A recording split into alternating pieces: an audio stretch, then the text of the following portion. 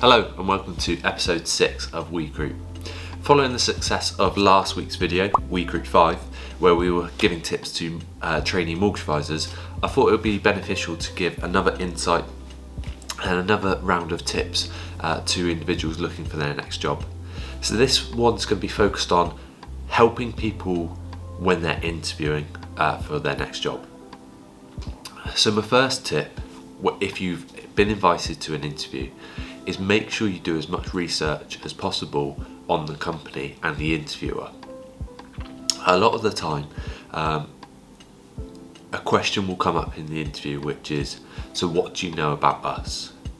And it is so heartbreaking for the interviewer if the individual doesn't have a decent answer to that question, because it really makes you then consider as an interviewer, is this person actually genuinely interested in the job? So I really encourage you to do some research. There's so many available resources. So first of all, the company website's a great place to start. If they've got to meet the team, go on there, look at the individuals, see what they like doing, see what their background was potentially before they joined the business, and particularly focus on the person you'll be interviewing as well. See if you've got any common interests. You've then also got potentially any social media pages the company has, so Facebook, LinkedIn, maybe an Instagram, although not as relevant to financial services. See if they post anything on there. Do they post anything about what the team get up to, any social days they do, and have a bit of a nosy around to sort of build up a picture of what they do in and outside of work. Plus you've got any like reviews, so Google reviews, Trustpilot reviews. If the company uses unbiased or vouch for, look through those as well, just to see what their customers are saying and their clients are saying about the business. So those are some resources you can use. And then you've obviously got LinkedIn. Vast majority of financial services professionals use LinkedIn or have a LinkedIn profile. So look at the company page, look at the individual page, the person you're interviewing, look at potentially the people and the owners of the business, and really do a review of who they are so you get to know them, and so when they ask that all important question, so what do you know about us, you've got something unique to mention. Okay, second tip, following your interview, thank the interviewer for their time. So I'm not saying as you walk out the interview, because that will be something you'll naturally do, say thank you, great to meet you, look forward to the next step, etc. After the interview, when you get home, if you've got their email address, ping them an email and say thank you for your time, I really appreciated it, and say something unique about the interview as well. Say something that you enjoyed learning about, because if you forget that bit, there's the danger of it becoming across just as a generic email. Obviously it will be, hopefully come across with the right intentions, but if you add that unique touch in, then they will really value that you truly felt the benefit of that interview. So that's a really good tip, and not many people have the confidence to do that one, but I do recommend it. Next tip is, as you come towards the end of the interview, and they will probably ask you, do you have any questions? If it hasn't already been discussed, ask them what are the next steps for the process.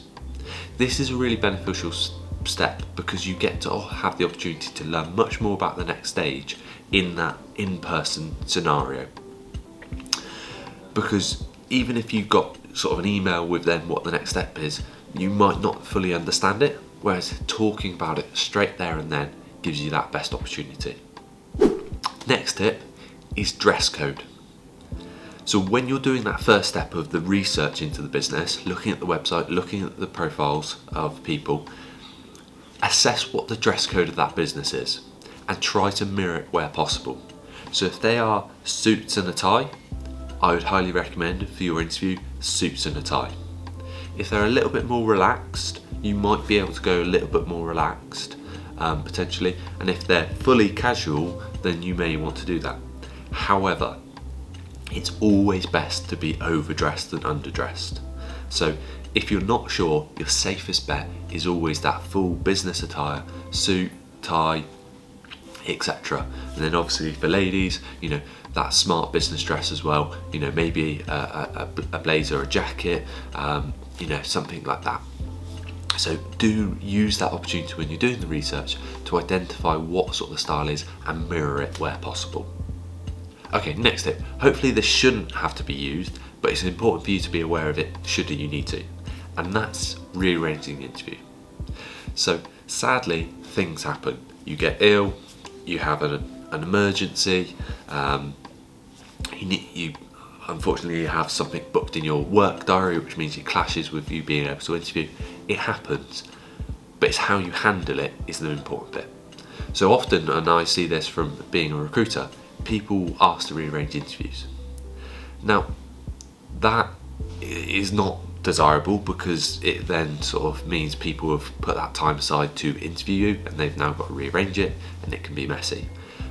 But also it casts a doubt as to how genuinely interested you are in the role. But I get things happen. Now, like I said, it's how you deal with it. So if something happens that means you can't make the interview, is give as much notice as possible. If you can, call the person who's arranged it or the interviewer to discuss that you're unable to interview, because an email is a lot colder than a telephone call. So if you can, phone call and give an explanation of what's happened, and then this is the important bit, give alternative dates for the interview to happen again. Because if you just sort of say, I'm really sorry, I'm feeling really under the weather today, can we rearrange the interview? The person on the receiving end is thinking, okay, what's the real reason behind it? It's natural. But if you say, I'm really sorry, I'm feeling really under the weather, however, I would love to rearrange my interview for 2 days time, so say, Friday and I'm available anytime after 12, that is a much different message than the first. So I'd encourage you, give alternatives. Now, if you are ill, obviously there's a whole range of reasons why you're ill, but do ask yourself, if I was being employed by this business, would I be turning up to work today? And if your answer to that question is yes, that okay, you're not feeling great but you still would have gone to work, I would then say that you probably should then still try and make it to the interview, because it's what comes across with that. And if you are feeling a bit under the weather, so you're not going to be at your 100%, then say that to the interviewer so that you get that little bit of leniency and they're not then presuming you're underperforming. And again, if possible, and this is where the power of a recruiter really helps, is make your recruiter aware so that they can pass that message on that you're still up for turning up to the interview, you are feeling a bit under the weather, but you're still committed. And then that gives the people interviewing you, full transparency of what's happening. And like I said, they're much more likely to buy into you as a person because you're committed to the role and the business. It's all about not just what happens within the interview, it's all those extra bits and meanings that come across with how you sort of would be perceived. Final tip is be yourself. Now, I know that's completely cliche, but it is 100% true.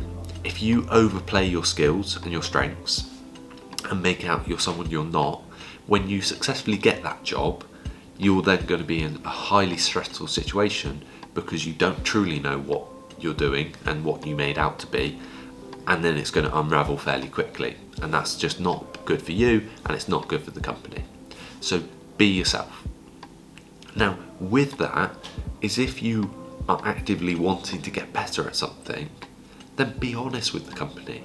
Say you have this experience and you haven't had the opportunity to do that yet, but you're really interested in learning, because a lot of companies will respect your honesty, and actually if they're doing that element, they will then potentially be able to train you and give you that opportunity to learn, and that makes you an overall more skilled individual, and the company benefits because they've got someone who really has a desire to learn. So I hope you found this video useful. What I'd love to know is, what is your number one tip for people going to interviews? I'd love to hear them, and I'd love to also share them with the audience as well.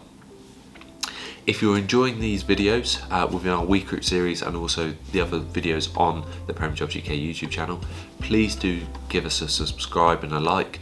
It really does mean a lot to us. It enables us to help grow our channel even further and do more videos like this.